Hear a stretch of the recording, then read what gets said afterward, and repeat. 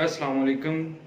किसी भी फील्ड को गहराई तक समझने के लिए उस फील्ड के बेसिक कॉन्सेप्ट्स, उसके बेसिक प्रिंसिपल को जानना बहुत ज़रूरी है।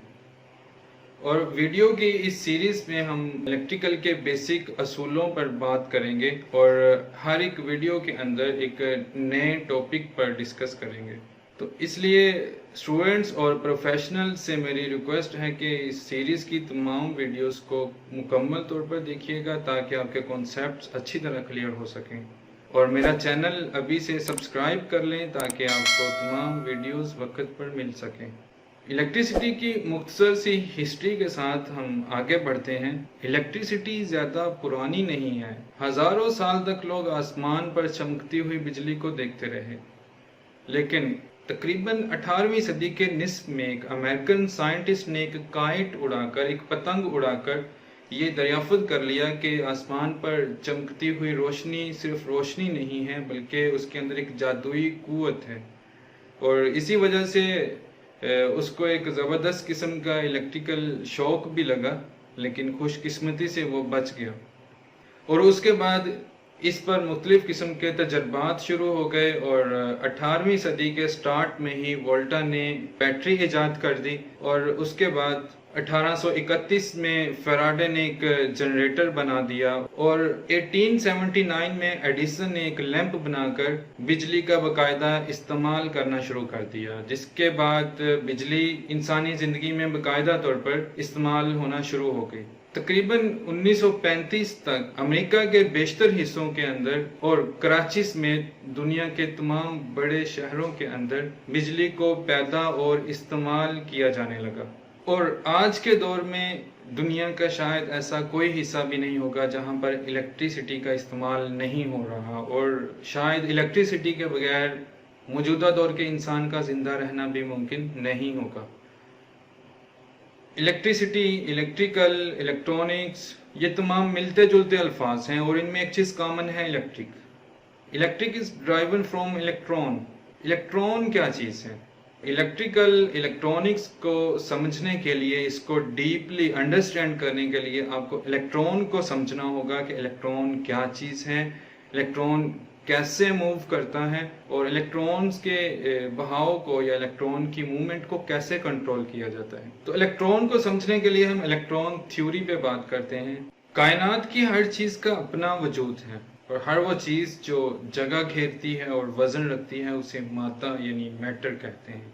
और मादा की तीन हालतें होती हैं, ठोस, माया और गैस।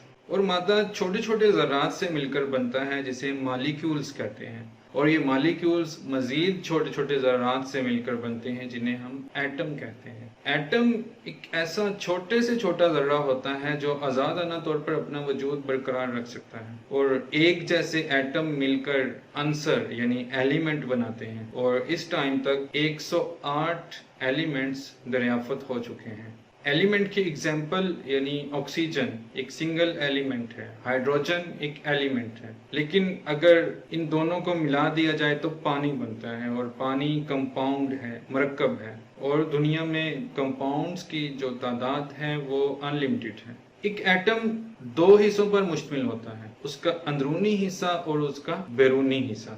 एटम के अंदरूनी हिस्से को न्यूक्लियस कहते हैं, और न्यूक्लियस दो किस्म के ज़रात पर मुश्तमिल होता है, प्रोटॉन और न्यूट्रॉन। प्रोटॉन पर मुस्बत चार्ज होता है जबकि न्यूट्रॉन पर कोई चार्ज नहीं होता। प्रोटॉन और न्यूट्रॉन का वजन बराबर होता है और ये दोनों ज़रात निहायत मजबूती के साथ बाहम करीब करीब रहते हैं। और हर एटम का वजन बुनियादी तौर पर इसके न्यूक्लियस में प्रोटॉन और न्यूट्रॉन की वजह से होता है। और किसी एटम का बैरूनी हिस्सा इलेक्ट्रॉन्स पर मुश्तमिल होता है। इलेक्ट्रॉन एक बहुत ही हल्का और छोटा सा ज़र्रा होता है जो न्यूक्लियस के गिर्द मदार में घूमता है। मदार एक ऐसा रास्ता है न्यूक्लियस के गिर्द जिसमें ये इलेक्ट्रॉन गर्दिश करता है, जिसे शेल भी कहते हैं। और इलेक्ट्रॉन पर मनफी चार्ज होता है जिसकी मिकदार 1.602 मल्टीप्लाई 10⁻⁻19 कॉलम होती है। एक इलेक्ट्रॉन प्रोटॉन के मुकाबले में तकरीबन 1/1840 टाइम्स हल्का होता है, यानी 1840 इलेक्ट्रॉन्स का वजन एक प्रोटॉन के बराबर होता है। चूंकि इलेक्ट्रॉन और प्रोटॉन पर मुखालिफ चार्ज होता है, यानी इलेक्ट्रॉन्स पर नेगेटिव चार्ज है और प्रोटॉन्स पर पॉजिटिव चार्ज है, इसलिए प्रोटॉन इलेक्ट्रॉन को कशिश करते हैं, मुखालिफ चार्ज एक दूसरे को अट्रैक्ट करते हैं। मगर चूंकि इलेक्ट्रॉन न्यूक्लियस के गिर्द गर्दिश कर रहे होते हैं तो इन पर एक सेंट्रीफ्यूगल फोर्स भी अमल करती है। सेंट्रीफ्यूगल फोर्स एक ऐसी फोर्स होती है जो दायरे में हरकत करने वाले जिस्म को बाहर की तरफ खींचती है। लेकिन चूंकि इलेक्ट्रॉन न्यूक्लियस के गिर्द गर्दिश कर रहे होते हैं तो इसके ऊपर दो फोर्सेस अमल करती हैं। एक फोर्स जो इसको न्यूक्लियस की तरफ खींच रही है नेगेटिव चार्ज की वजह से, और दूसरी फोर्स जो इसको हरकत करने की वजह से, गर्दिश करने की वजह से सेंट्रीफ्यूगल फोर्स है जो बाहर की तरफ खींच रही है। तो इस तरह जिस पॉइंट पे ये दोनों फोर्सेस बराबर हो जाती हैं, इलेक्ट्रॉन उसी जगह पे गर्दिश करना शुरू कर देते हैं जिसको मदार या शेल कहते हैं। और ये इलेक्ट्रॉन अपने शेल से बाहर नहीं निकलते और ना ही न्यूक्लियस के अंदर घिरते हैं, बल्कि तवाज़न हालत में रहते हैं। और आम हालत में एक एटम में इलेक्ट्रॉन और प्रोटॉन्स की तादाद बराबर होती है, इसलिए एक एटम बरकी तौर पर न्यूट्रल होता है, यानी इलेक्ट्रिकली इसके ऊपर कोई चार्ज नहीं होता। और अब इस एटम के मुख्तलिफ हिस्सों पर बात करते हैं। इलेक्ट्रॉन शेल्स, इलेक्ट्रॉन न्यूक्लियस के गिर्द मखसूस ऑर्बिट्स में गर्दिश करते हैं। इन मदारों को एनर्जी लेवल्स या शेल्स कहते हैं और इनको अमूमन K, L, M और N वगैरह से जाहिर किया जाता है। न्यूक्लियस का करीब तरीन शेल K होता है, दूसरा L, तीसरा M और इसी तरह ये सिलसिला चलता रहता है। किसी भी शेल में इलेक्ट्रॉन की मखसूस तादाद होती है जिसको फार्मूला 2n⁻² से मालूम किया जाता है और n से मुराद यहाँ पे शेल नंबर या मदार नंबर है। फॉर एग्जांपल पहला मदार K में इलेक्ट्रॉन्स की तादाद 2 इलेक्ट्रॉन्स हैं और इसी तरह दूसरा मदार L में इलेक्ट्रॉन्स की तादाद 8 इलेक्ट्रॉन्स होगी और तीसरे मदार में इलेक्ट्रॉन्स की तादाद 18 होगी और इस तरह चौथे मदार में इलेक्ट्रॉन्स की तादाद 32 होगी। और इसके अलावा किसी भी एटम में इलेक्ट्रॉन्स की तकसीम इन कवानीन के तहत की जाती है कि सबसे बाहर वाला मदार, उसमें इलेक्ट्रॉन्स की तादाद 8 से ज़्यादा नहीं होती और आखिरी से पहले मदार में इलेक्ट्रॉन्स की तादाद 18 से ज़्यादा नहीं होती और किसी भी शेल में इलेक्ट्रॉन्स की तादाद 32 से ज़्यादा नहीं होती। हर ऑर्बिट में इलेक्ट्रॉन की एक मखसूस एनर्जी होती है, इसलिए हर ऑर्बिट का एक मखसूस एनर्जी लेवल होता है।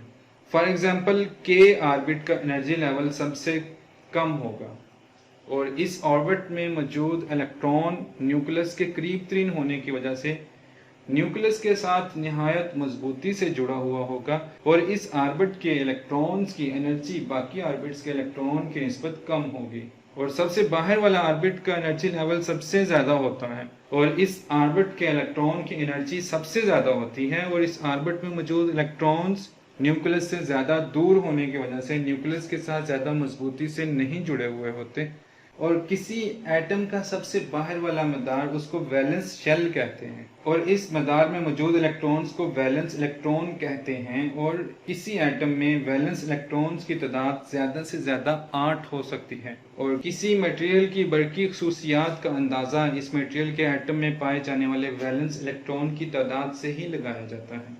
और वैलेंस इलेक्ट्रॉन जो न्यूक्लियस के साथ निहायत कमजोरी के साथ जुड़े हुए होते हैं उनको फ्री इलेक्ट्रॉन्स भी कहते हैं और किसी मटेरियल में करंट का बहाव इन फ्री इलेक्ट्रॉन्स की वजह से ही होता है, क्योंकि ये वैलेंस इलेक्ट्रॉन जिनको फ्री इलेक्ट्रॉन्स भी कहते हैं ये न्यूक्लियस के साथ निहायत कमजोरी के साथ जुड़े हुए होते हैं। इनके जो एनर्जी लेवल्स हैं वो ज़्यादा होते हैं, न्यूक्लियस से बहुत दूर होते हैं, जिसकी वजह से थोड़ी सी बैरूनी एनर्जी मिलने पर ये अपने मदार से खारिज हो जाते हैं, उसे बाहर निकल जाते हैं। और ऐसे इलेक्ट्रॉन्स जो थोड़ी सी बैरूनी एनर्जी मिलने पर अपना पेरेंट एटम छोड़ देते हैं उनको फ्री इलेक्ट्रॉन्स कहते हैं और फ्री इलेक्ट्रॉन्स की वजह से ही चार्ज का बहाव होता है।